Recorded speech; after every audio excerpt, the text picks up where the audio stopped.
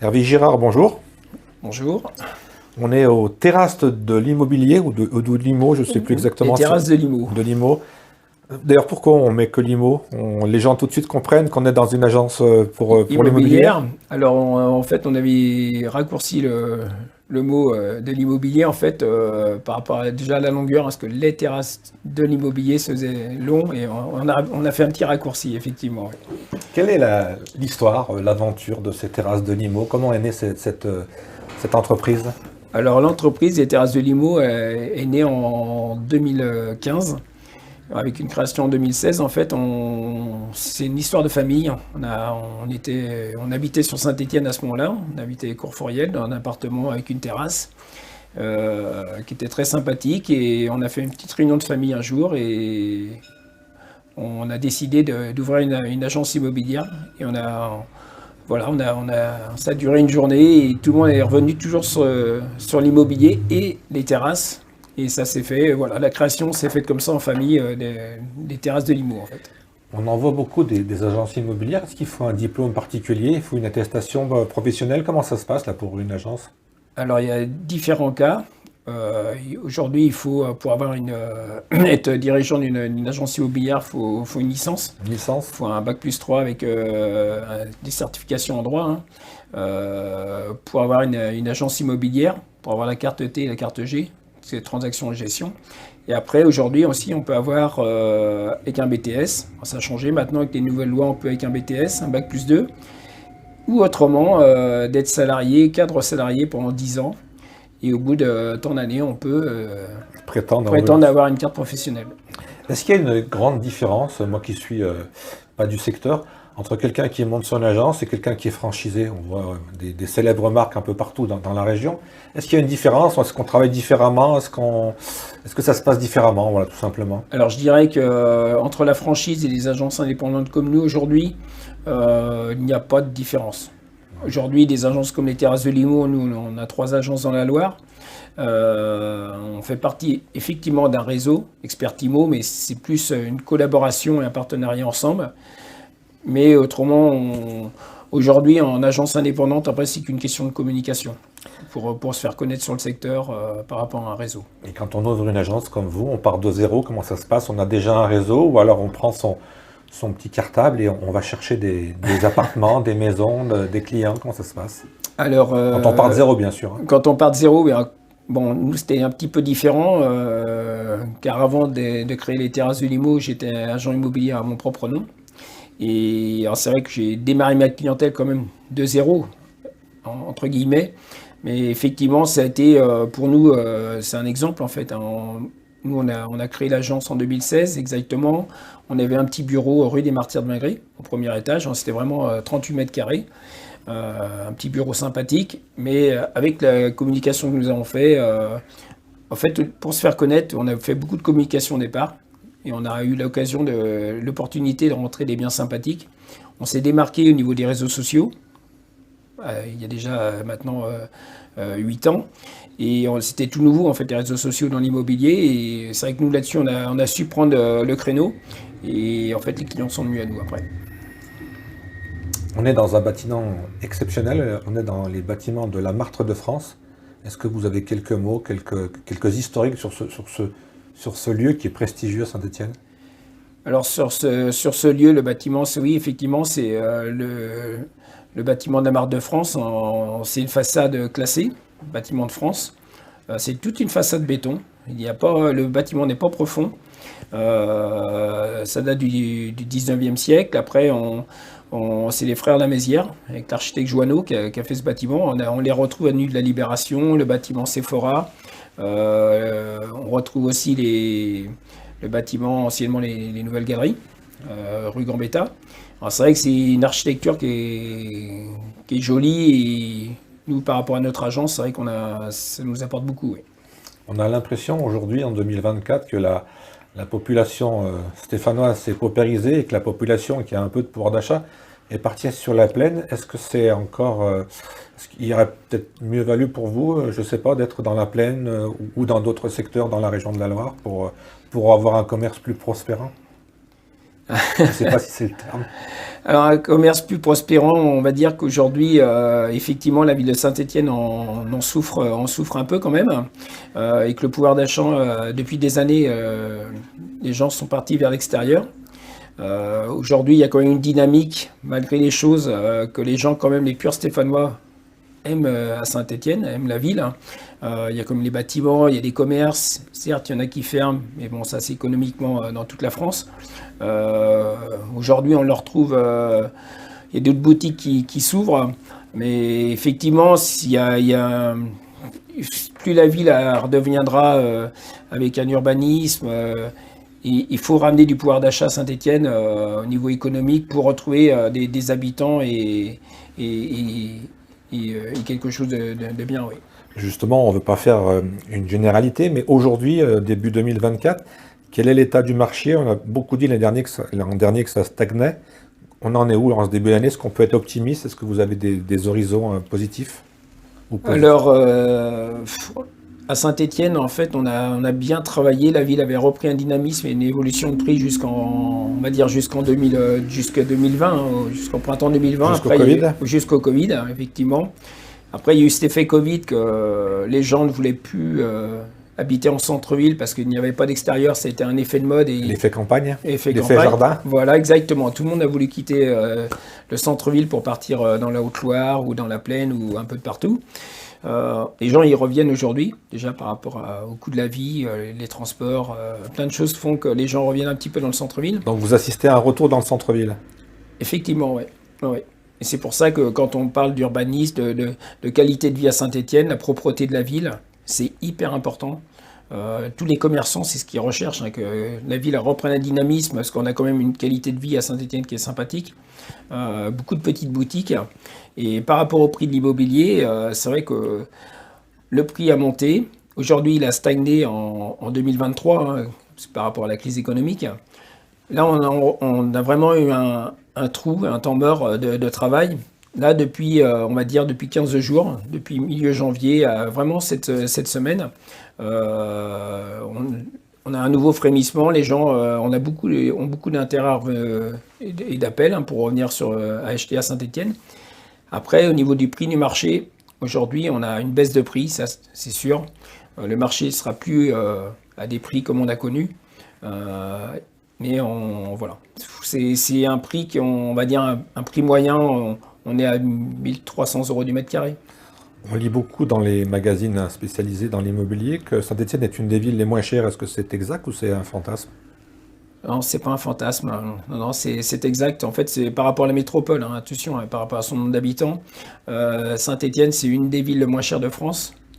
Alors ça, son intérêt par rapport aux investisseurs et des gens qui ne peuvent pas se loger dans d'autres villes, c'est l'engouement que les gens viennent à Saint-Étienne. Par contre, aujourd'hui, on a un prix qui est cohérent. Il y a des villes similaires aujourd'hui, certes, elles sont nettement plus chères, mais les gens ne peuvent plus se loger. Alors c'est vrai que si on dit la ville elle est moins chère, mais on arrive à faire loger les gens quand même. Il faut, j'ai envie de vous dire, en bon stéphanois, un juste prix, donc entre les deux. Il faut un juste prix, c'est exactement. On a l'impression aussi qu'il y a de plus en plus de logements pour les étudiants. Est-ce que ça provoque un déséquilibre ou ça amène un autre statut de la ville? Effectivement, on a eu beaucoup de logements pour des étudiants par rapport au prix en fait, hein. Le prix du Oui, marché. on en voit beaucoup en construction en plus. Alors on se dit, tiens, c'est l'avenir ou c'est peut-être une niche? Alors, c'est une niche effectivement immobilière. Après que ça porte pour la ville, je pense pas. Ça serait mieux d'avoir des primo-accédants pour que les gens viennent vraiment habiter dans la ville. Parce que les étudiants, vous les avez, mais après ils partent en formation, ils partent en stage, ils sont là qu'un court terme et ils s'en vont. Et finalement, je pense qu'il y en a très peu qui restent s'installer à Saint-Étienne. Alors, ça dépend des corps de métier, mais effectivement, les jeunes d'aujourd'hui on n'a plus des jeunes aujourd'hui qui vont se mobiliser, qui vont rester dans une ville. Ils vont tout de suite aller dans des plus grandes villes pour voir autre chose, pour un niveau professionnel, pour avoir un autre dynamisme. Ouais. On a aussi longtemps parlé du fait que les Lyonnais venaient s'installer à Saint-Étienne parce que les loyers étaient beaucoup moins chers ou les achats. Est-ce qu'on constate toujours ça, des gens de l'extérieur qui viennent sur Saint-Étienne, justement en raison des prix? Alors, effectivement, il y a toujours des Lyonnais qui viennent à Saint-Étienne. Attention, à ceux qui viennent, c'est parce qu'ils vont travailler sur Saint-Étienne. Ils ne viennent pas habiter à Saint-Étienne et travailler à Lyon. Faut bien faire la part des choses. Je sais que c'est assez compliqué au niveau des transports aussi. Hein.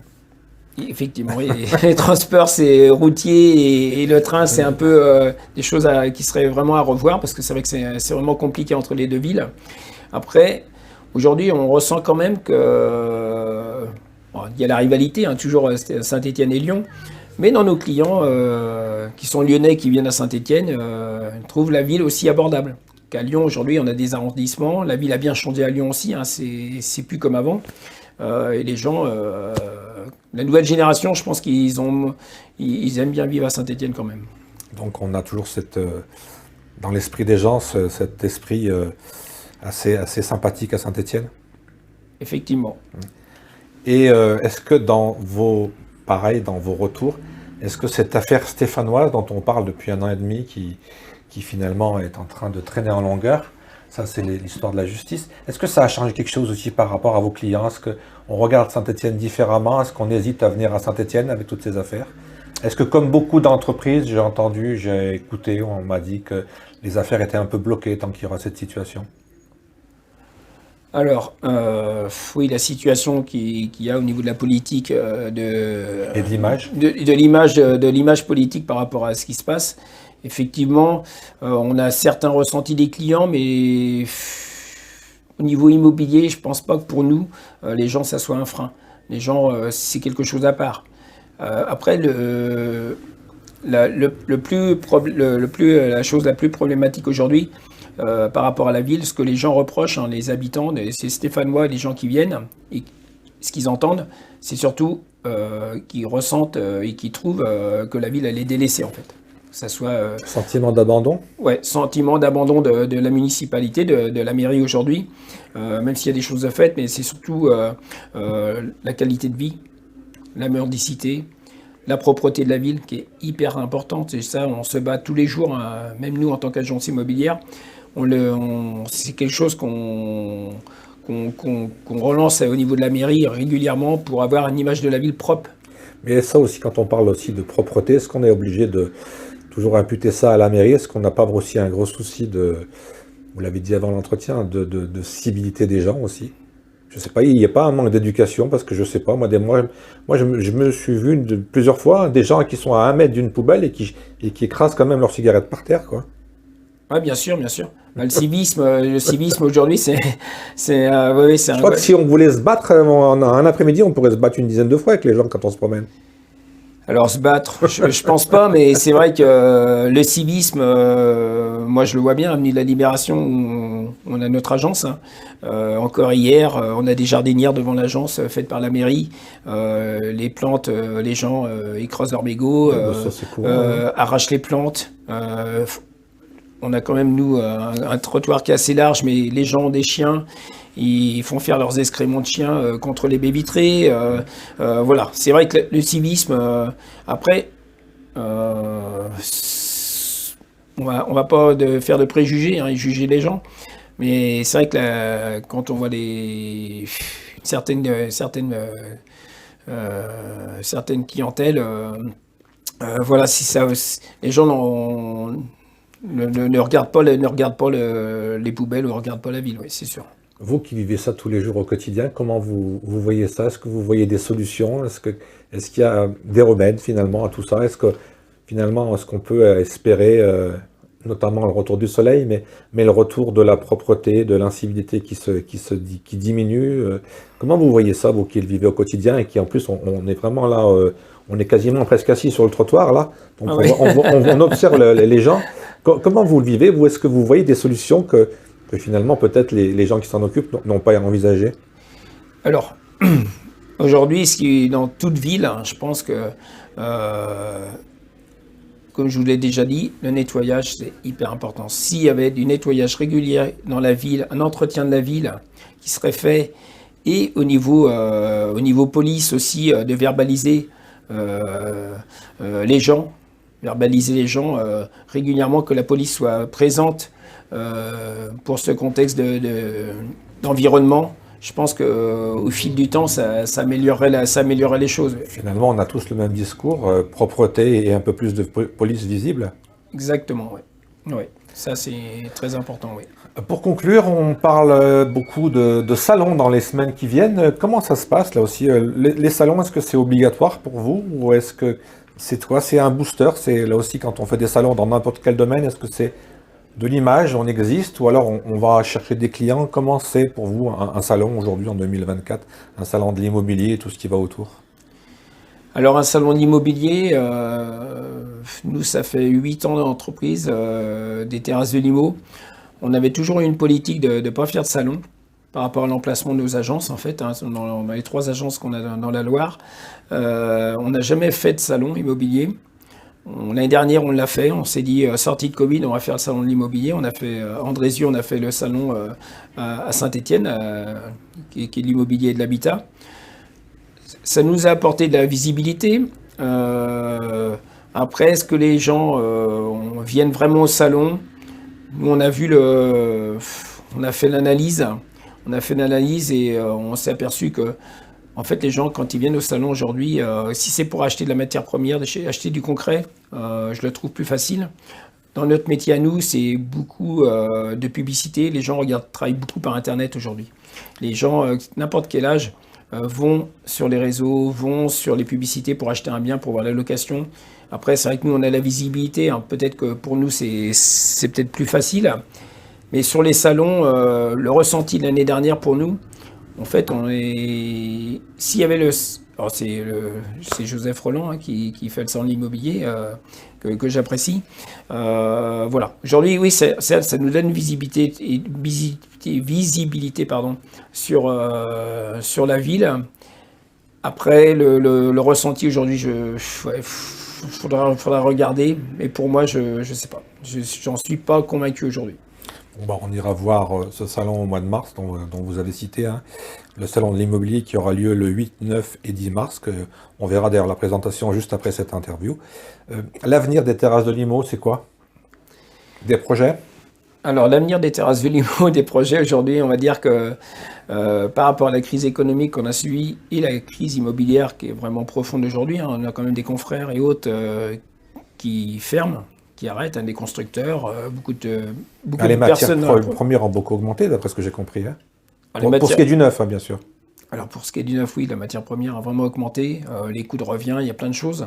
Et aujourd'hui, par rapport aux banques, hein, par rapport à ce qui est mis en place, aujourd'hui, c'est vrai que les gens pour emprunter, c'est très compliqué aujourd'hui. Hein. Les crédits. Les taux baissent, certes, on a la chance qu'aujourd'hui les taux commencent à baisser. Après, c'est plus les dossiers au niveau des banques, les apports personnels, des choses comme ça qui bloquent encore. Hein. Bon, aujourd'hui, il y a quand même des prêts qui commencent à changer et qui redonnent une petite évolution. Et heureusement, parce qu'on a une profession aujourd'hui dans l'immobilier, on est très touché et si ça ne s'améliore pas, ça va être compliqué. Ouais. Pour conclure, si un couple lambda vient vous voir et vous demande un bien sur Saint-Étienne, vous nous conseilleriez quoi? Je me mets dans le lot. Ah. Aujourd'hui, qu'est-ce que vous proposez de bien, de sympathique, de propre, de sécurité? Qu'est-ce que vous pouvez proposer comme bien à un couple lambda? Un couple lambda, en fait, c'est aléatoire. En fait, on peut trouver. Chaque personne a une demande bien spécifique. Oui, bien sûr, parce que comme il y a à Saint-Étienne, il y en a qui vont vraiment vouloir de l'intramuros, hein, vraiment le cœur de ville, hein, par rapport aux proximités de tous les commerces. Et après, on va avoir des gens qui veulent habiter sur les collines, comme la colline des Pères, qui a bien changé, hein, la colline des Pères qui est sympathique, le Crédroc qui s'est amélioré. On a tous les quartiers autour. Après, c'est... Voilà, que ce soit des bâtiments avec des très beaux appartements bourgeois ou des appartements plus classiques avec des extérieurs. Après, c'est vrai qu'à Saint-Étienne, quand on vend l'immobilier, les gens veulent toujours un extérieur. Mais comme c'est une ville, il y a encore un siècle, c'était des villes, toutes ces villes un petit peu hautes en altitude et en fait, il y avait très peu d'extérieur. Il n'y a que dans les années 70-80, qui est style Courforiel, quand ils ont fait des bâtiments avec des extérieurs, mais jadis, il n'y en avait pas. Et aujourd'hui, c'est vrai que les gens recherchent en fait la tranquillité à Saint-Étienne. Si nous, les gens qui viennent chez nous, par rapport à ce qu'on vend, C'est du calme. On vend, voilà, c'est Du ça. calme et de la proximité des commerces, des transports. C'est ça, exactement, ouais.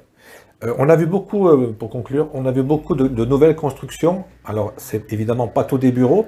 Vous voyez ça comment? C'est parce que je vois qu'il y a des chantiers un peu partout, du côté de la gare, il y a des bâtiments qui montent.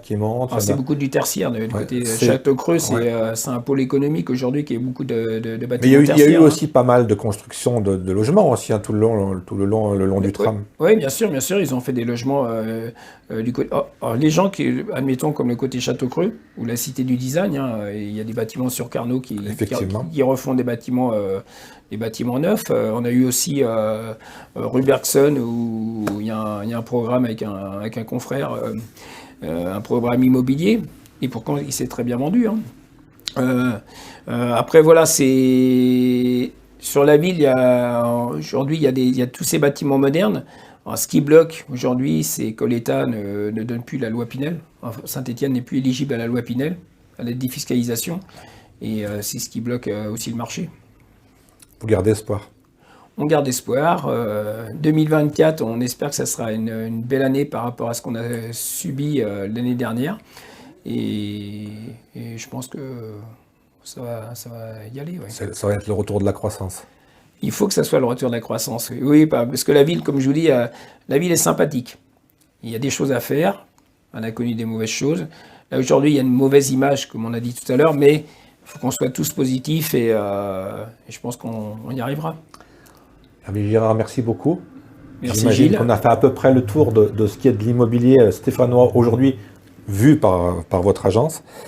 Moi, ce que je vous propose, c'est de continuer avec un avant-goût de ce salon de l'immobilier qui va avoir lieu dans quelques semaines.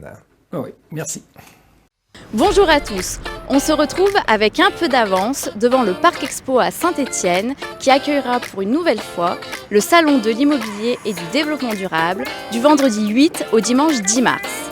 Le Salon de l'immobilier et du développement durable vous permettra d'obtenir un tour d'horizon des meilleures offres du marché stéphanois, de la Loire et de la Haute-Loire. On vous attend avec impatience devant le Parc Expo pour le Salon de l'immobilier et du développement durable du vendredi 8 au dimanche 10 mars. À bientôt!